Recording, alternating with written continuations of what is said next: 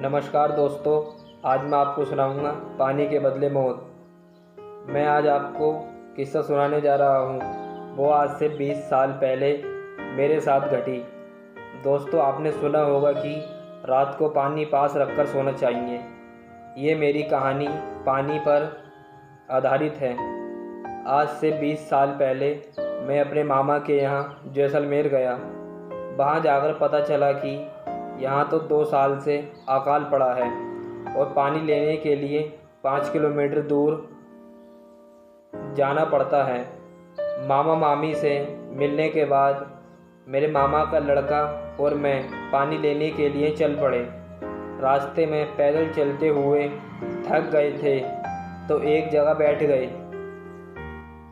तब उसने एक किस्सा सुनाया कि पिछले साल पानी की वजह से एक औरत का बच्चा रो रहा था और वो काफ़ी बीमार था, इसलिए वो पानी मांगने हमारे गांव में आई। लेकिन उसको किसी ने पानी नहीं दिया। जब वह वापस लौट रही थी तो रास्ते में उसको ठाकुर के घर पर पानी दिखा तो उसने बिना पूछे पानी पीने की कोशिश की।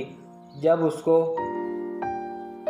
ठाकुर ने देखा तो वह गुस्से से आग बबूला हो गया और कुल्हाड़ी लेकर उस औरत की तरफ दौड़ा। उस औरत ने भागने की कोशिश की लेकिन वो गिर गई। ठाकुर के बिना आफताब देखे कुल्हाड़ी से उस औरत की हत्या कर दी।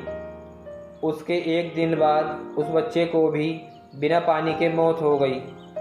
कुछ दिनों बाद खबर आई कि उसी कुल्हाड़ी से ठाकुर को भी किसी ने मार दिया और धीरे धीरे उसके पूरे परिवार को किसी अनजानी ताकत ने मौत के घाट उतार दिया।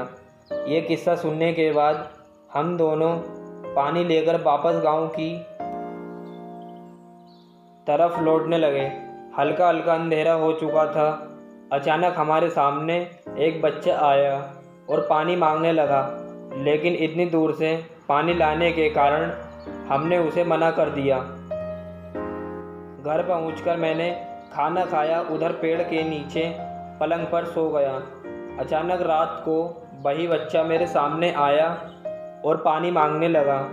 मैंने ध्यान नहीं दिया और गुस्से से उसे कहा कि चले जाओ, और मेरे सामने वो औरत दिखाई दी। अचानक मैं उठ गया और देखा वहाँ कोई नहीं था। मैंने सोचा कोई सपना आया होगा।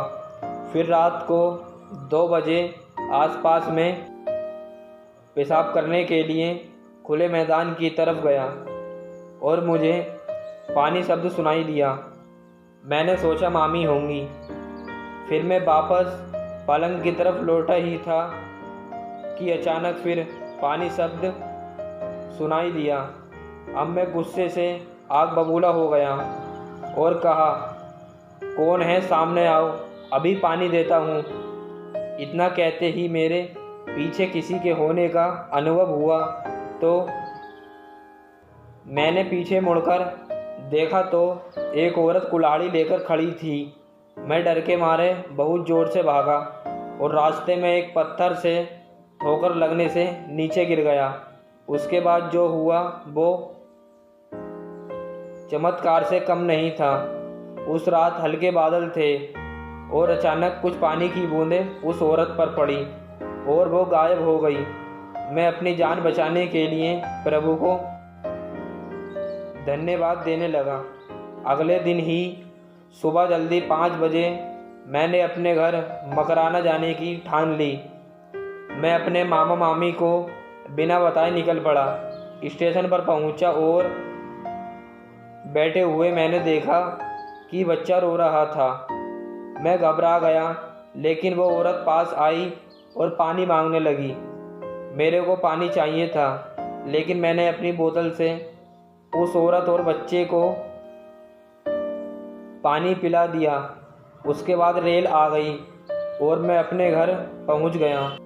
उसके बाद से हमेशा पानी अपने पास रखकर सोता हूँ।